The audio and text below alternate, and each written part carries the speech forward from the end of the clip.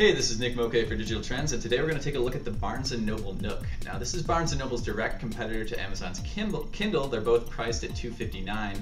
We're going to see, since they're both priced the same, whether this is really something that can compete with the Kindle 2 and whether you might want to consider buying this as a substitute. So as you can see down at the bottom here, the biggest thing that sets this thing apart from Amazon's Kindle is a full-color touchscreen.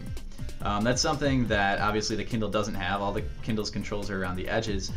Most of the navigation on the Nook is done with this screen instead. As you can see, I select things there, and it is controlling the e-ink screen up top, which is not sensitive to touch at all. Another thing we like about this, it's $259, priced exactly where the Kindle 2 is. We think that's a pretty competitive price for an e-reader, especially considering probably the biggest benefit of both this and the Kindle 2, which is always-on wireless connectivity. You buy this thing, it's connected to a wireless network, it's for life, you don't pay any fees for it. That's a pretty good price. Now there are some drawbacks here. The LCD screen, I don't know if you've noticed while we're playing with it here, but it's not actually all that responsive.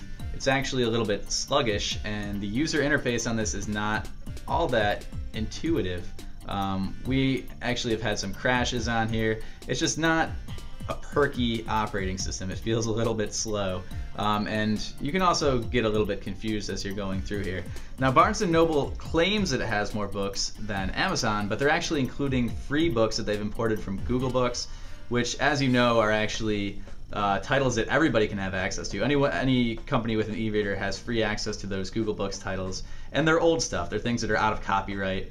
That's not to say they're not good, but it's not the best sellers that a lot of people want to read. And we found, when we compared this to the Kindle 2, that we actually found more bestsellers and more types of content that we wanted to read, blogs, magazines, through Amazon. So that is a major drawback here as well. Now, if you really like this form factor with the color LCD screen, it might be worth considering over the Kindle 2. But for the most part, we really think that Amazon is sort of at the top of its game with Kindle. And if you're going to buy an e-reader today, we would probably prefer Amazon's version.